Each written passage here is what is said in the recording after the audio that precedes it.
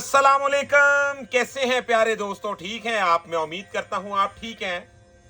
मैं भी अल्लाह की रहमत से ठीक हूं। दोस्तों, मैं जरगाम अली खान आपकी खिदमत में हाजिर हूं और आप देख रहे हैं स्वर्ण टीच। मेरे पास आज चंद बहुत ही कमाल के और हैरान कर देने वाले सवालात हैं, जिनके मैं आपको जवाब भी दूंगा और साथ ही बहुत ही एक खास इल्म की बात आपके साथ शेयर करूंगा कि किस बंदे को किस पिच से गाना चाहिए। ये एक वो सवाल है जो बार बार आता है मेरे सामने। मिसाल के तौर पे, क्या कोई भी बंदा ऐसा फार्मूला लगा सकता है कि वो सारी जिंदगी के अपने गाने एक ही पिच से गा ले?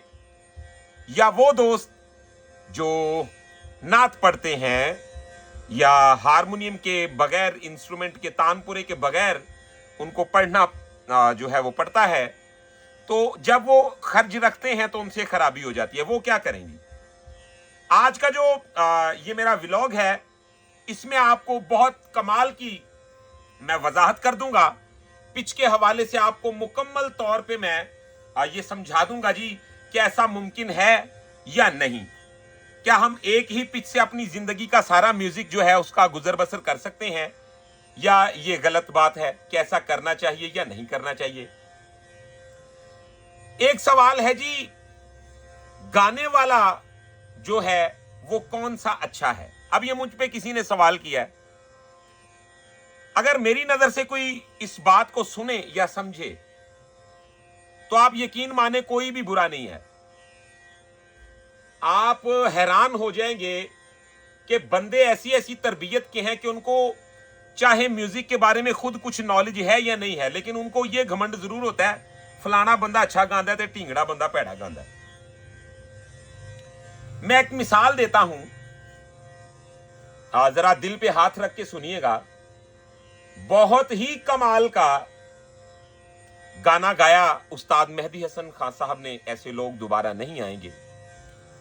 अगर आलम लोहार साहब मेहदी हसन साहब जैसा गाना नहीं गा सकते तो मेहदी हसन साहब भी उनके जैसा गाना नहीं गा सकते। उनका पोर्शन अपना है, उनका पोर्शन अपना है। तो इसका मतलब क्या हुआ? दोनों अपनी मिसाल खुद हैं। अब आप अपने जायके से ये बात नहीं बना सकते कि फलां बंदा चंगा गांदा है ते फलां बंदा माड़ा गांदा है। हाँ, वो बंदा गलत जरूर गाता है जो टेम्पो को नहीं पिक कर पाता, जो सुर को बिल्कुल खर्ज तोड़ देता है। तो ये बातें अगर हैं तो उसको स्टडी करना चाहिए। हम उसे भी नहीं कहते कि वो बुरा गाता है, लेकिन प्रैक्टिस जो है उसके साथ सीख के काम करना चाहिए। अपना अपना जायका होता है। मिसाल के तौर पे बहुत ही कमाल का गाते हैं या गाते थे उस्ताद नुसरत साहब। क्या बात है! मैंने ऐसे भी लोग सुने हैं जो कसम से ये कहते थे जी उस्ताद नुसरत दी ते आवाज च खराश हैगी सी। और ये कोई आम लोग नहीं, ये उन लोगों की बात कर रहा हूं, मैंने नाम नहीं लेना। उन लोगों की बात कर रहा हूं कि जो म्यूजिक में काफी जाने पहचाने जाते हैं। उस्ताद नुसरत जितना तो नहीं, लेकिन खैर जिन्होंने 50-60 साल रियाजत करके तो इधर उधर खान साहबा भी मनवा लिया कि असी गाना गा लेना। उनका ये कहना था कि उस्ताद नुसरत की आवाज में तो खलश थी। अब देखें, क्या उस्ताद नुसरत साहब के बारे में कोई बात कर सकता है जितनी उनको अल्लाह ने इज्जत दी?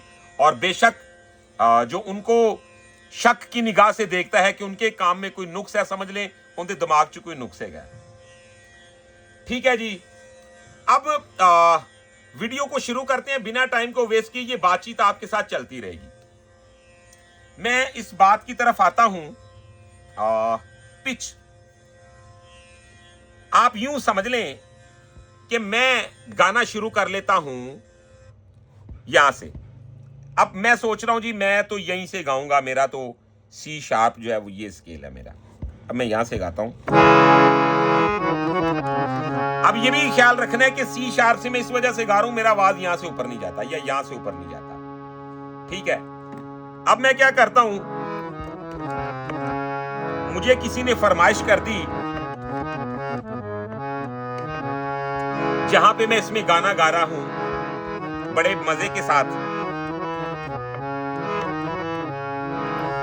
मेरा दिल ये पुकारे आजा, मेरे गम के सहारे आजा,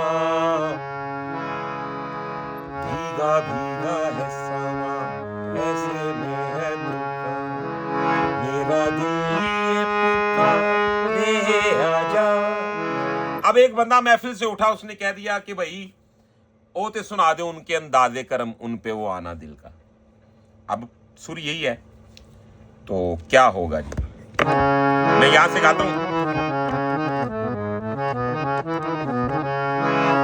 उनके अंदाज करम, तो पहले तो कर्म ये हो गया ना, देखें जरा कर्म कहां पे चला गया। यहां तक आ गया जो बंदा ये सोचता है जी मैं तो इत्थों ही गाना है, तो इत्थों तक मेरा काम हो गया करेगा। ऐसा नहीं है। कंपोजर ने आपसे पूछ के नहीं धुन बनानी कि भाई ताड़े आवाज की रेंज कितनी हैगी ते मैं उहदे हिसाब ना बना दियां। वो तो आजाद है ना। अच्छा जी, फंसेगा, जरूर फंसेगा। होगा क्या? और इसका हल भी बताऊंगा कि आप क्या किया करें अगर आप चाहते हैं कि इस मसले से बचा जाए। तो उसकी प्रैक्टिसेस क्या है वो भी इस वीडियो में आपको बताऊंगा मैं। देखते जाइए जरा। जहां पे मैं कहता हूं ज़िक्रम पे वो आना दिल का, उनके अंदाज, उनके अंदाज़े करम। अब देखिए, उन पे वो आना दिल का। आप यकीन माने कि एक सुर से लेके ऊपर वाली सप्तक तक और फिर 1.5 सप्तक ऊपर, यानी कि अगर मैं काउंट करूं 1 2 3, यहां से शुरू करते हैं ना, 7 तो ये बनता है ना, 1 2 3 4 5 6 7 8 9 10 11 12 13 14 15 16 17 18 19 20 20 सुर का कंपोजिशन ने एरिया जो है वो ले लिया। यहां पे क्या करोगे? इस गाने को ही छोड़ दोगे। तो मतलब क्या हुआ कि हम एक ही पिच से अपनी जिंदगी का सारा म्यूजिक नहीं गा सकते। हमें पिच चेंज करना ही पड़ता है, चाहे हम कितने भी कारीगर बन जाएं। पिच जो है वो जरूर आपको स्टडी में रखना चाहिए। अच्छा जी, अब इसका हल क्या है? इस बात की जानिब बढ़ते हैं। इसका हल ये है कि आप कोई भी एक सरगम ले लें। जैसा कि मैं मिसाल दिया करता हूं, आप राग पकड़ लें भैरवी, जिसमें सभी सुर हमारे कोमल यूज होते हैं। तो आप क्या करेंगे, आप यहां से शुरू हो जाएं, यानी कि समझ लें कि ये हारमोनियम का सबसे पहला सुर मान लें। तो यहां से आप बजाएं,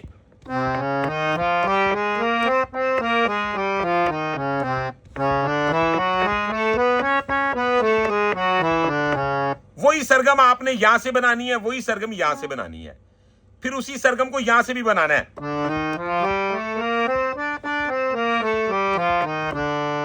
तो ये हमारा 1 2 3, ये तीसरा खर्च शुरू हो गया। फिर उसके बाद फिर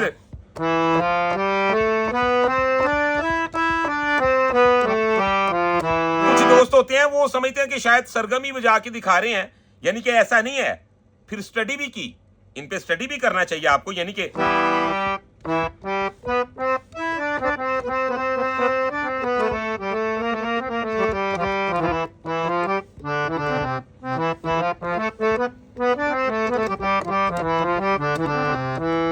कुछ दोस्त होते हैं कि वो फिर हारमोनियम कम पड़ जाता है। स्टार्ट में तो ऐसा होगा, लेकिन आप प्रैक्टिस करें। देखें, एक एक पिच को ज्यादा नहीं ना, तो अगर आप पहले काले से गाने वाले हैं तो आप 12 के 12 स्केल सरल ना करें।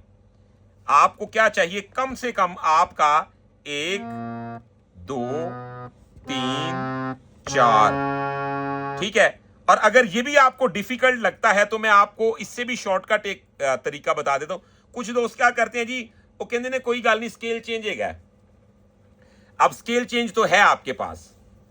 यहां पे एक सवाल उठता है कि आप किसी महफिल में बैठे हैं या किसी ने अचानक कोई गाना शुरू कर दिया, तब आपको यह भी नहीं पता चलना कि मैं स्केल चेंज किधर नू, उत्ते नू करा के थल्ले नू करा।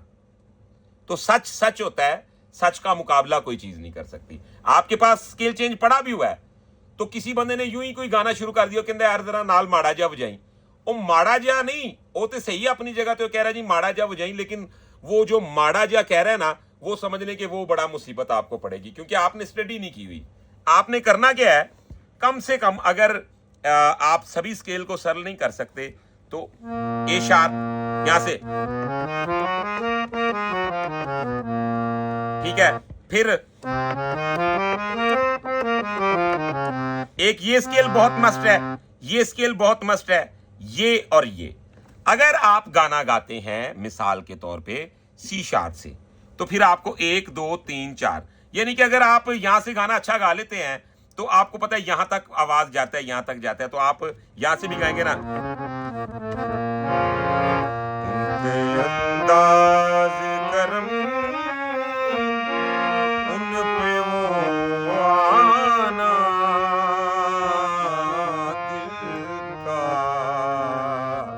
तो क्या आप देख रहे हैं कि बिल्कुल वो ऐसे लग रहा है कि जैसे मैं सी शार्प सी गा रहा हूं, जबकि स्केल तो मेरा चेंज हो गया, लेकिन उसके सुरों का चलन ऐसा बन गया है, इसके सुर ऊपर की तरफ ज्यादा जा रहे हैं। अब वो भी अपने ना हुए, दिल भी गया हाथों से। तो ये उसका गुजर बसर, ये सुर अगर यूज होगा, इसके बारे में कुछ इल्म होगा, तो फिर यहां से भी बज जाएगा। अच्छा जी, फिर ये सुर, अगर एक गाना मैं यहां से गा रहा हूं तो मुझे थोड़ा सा उसमें तकलीफ हो रही है, मैं कहता हूं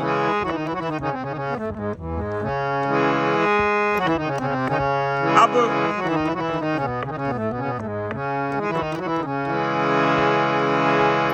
रात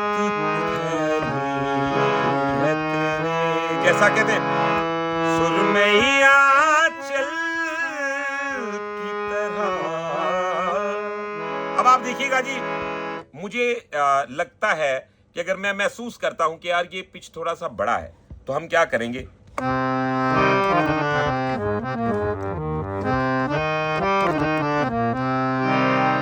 अब मेरे पास एक और बहुत खूबसूरत सवाल है। एक दोस्त कहते हैं जी जो घर गाना गाईदा उदों सुर च गाया जाता है, जो स्टेज ते जाईदा ना ते आवाज बड़ा बसुरा जिहा आंदा है, माइक च गाओ ना तो इंज लगता है जिवें हाली आंदा ही सानू कख नहीं।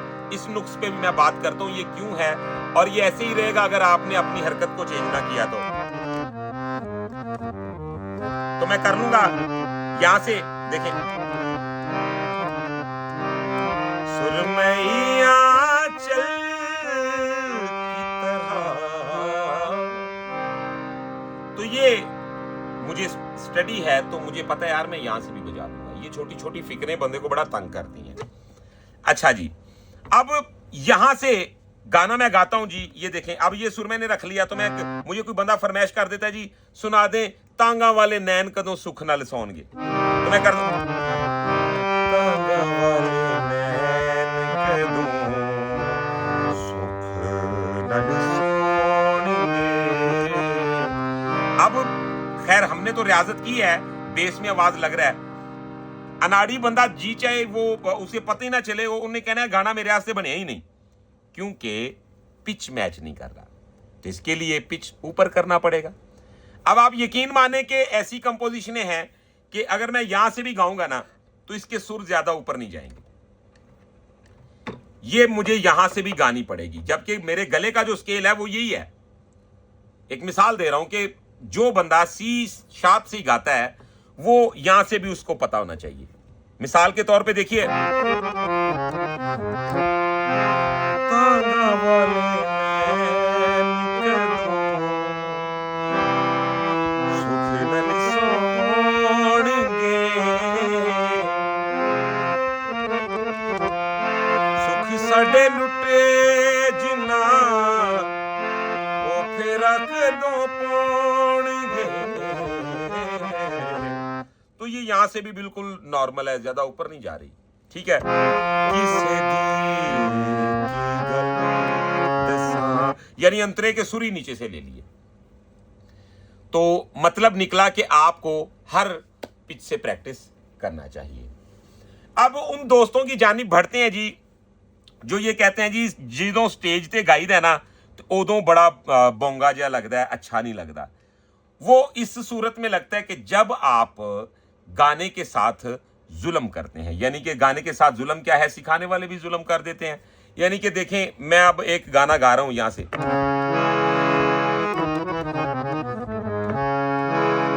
तो मुझे गाना यूं चाहिए। जो रगी का इस्तेमाल करते हैं ज्यादा, रगी में गाने वाले बंदे का चेहरा भी बिगड़ता है और रगी में गाने वाले बंदे को उस तरह म्यूजिक जायका भी नहीं देता जो एक उसका हक अदा होता है। यानी कि देखें ना, अब मैं आवाज लगाता हूं, बेस में लगा लेते हैं, तो देखिए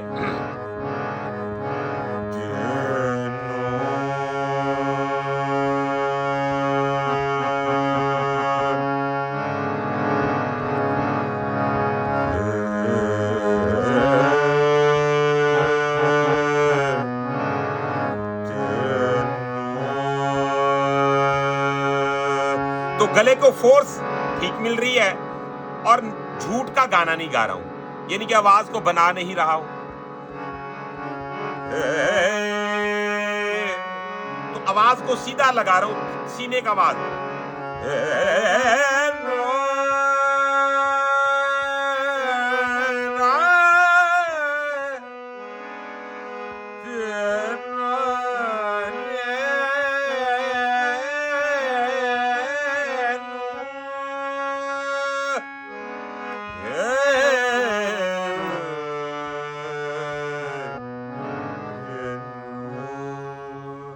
अब ये तो एक मैंने अलाप लगाया, आपको दिखाया जी, ऐसे आवाज लगता है। अब चंद दोस्त हैं वो जायका क्या बनाने की कोशिश करते हैं, देखिएगा जरा।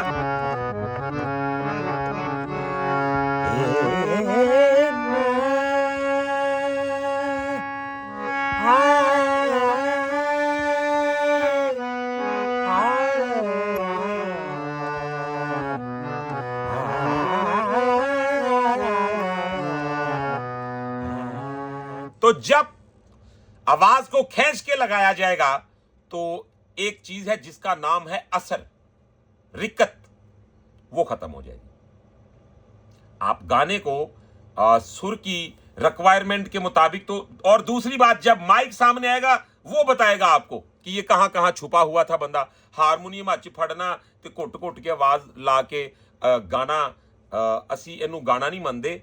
हम गाना तब मानते हैं जब आपका वोकल जो है वो सुनाई दे और प्रॉपर सीने का आवाज लगे, फिर हम मानते हैं यार वाकई इस बंदे ने मेहनत की हुई है। यानी कि देखे ना कि मैं बेस में आवाज लगा रहा हूं,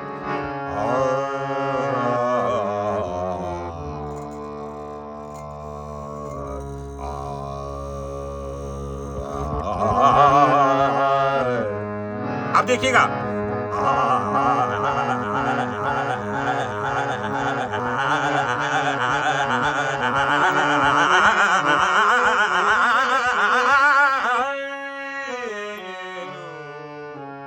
अब जो रगी में गाता है वो कभी भी ऐसे तान नहीं ले सकता, उसकी आवाज में इतनी फुर्ती होगी नहीं।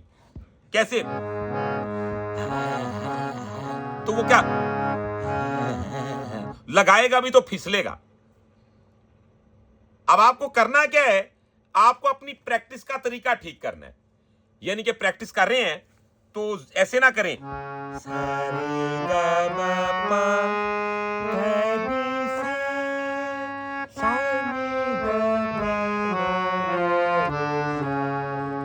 ऐसे करेंगे तो आप कभी भी मैदान में रंग नहीं बना सकते। आपको कोई बंदा कह देता है ना, यार फलान जगह पे प्रोग्राम में गया तो तू गाना है, अगर आप गाएंगे तो जब ओपन एयर होगा, खुला मैदान होगा, तो फिर तो समझ लें कि आप बिल्कुल जीरो वहां पे एवरेज देंगे। क्यों? क्योंकि आवाज तो मैदानी है नहीं। और जब इंस्ट्रूमेंट साथ बजेंगे, जो 5-10% आपने अपना खुद ही आवाज को खींच के खराब आदत बनाई है, वो मजीद इंस्ट्रूमेंट आप पे हावी हो जाएंगे, तो आपका सुर मजबूत लग ही नहीं सकता। फिर ये वो बैलेंस है कि अगर आपके हाथ में हारमोनियम है तो आपको खुद ही पता नहीं चल रहा होता कि ये हारमोनियम का सुर लग रहा है या मेरे गले का। आपको यही तस्वुर होता है कि शायद मैं इतना सुर में गा रहा हूं, जबकि आपके सुर जो है वो काफी परसेंट अपनी अपनी जगह से गलत लग रहे होते हैं। तो जैसा कि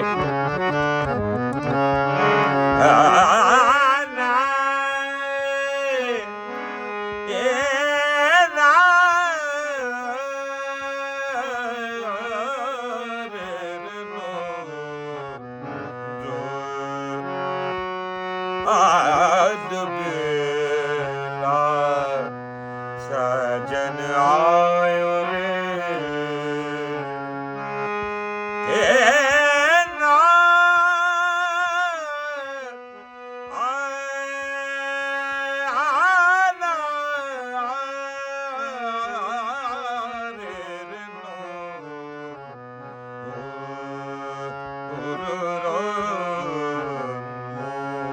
तो आवाज सीने का लगे और परफेक्ट लगे, सुर कभी भी कमजोर नहीं लगते। आपने रियाजत करनी है नॉर्मल, ज्यादा जोर भी नहीं देना कि आवाज खराब हो जाए। सारे गा मा पा दा नी सा नी दा पा मा गा रे सा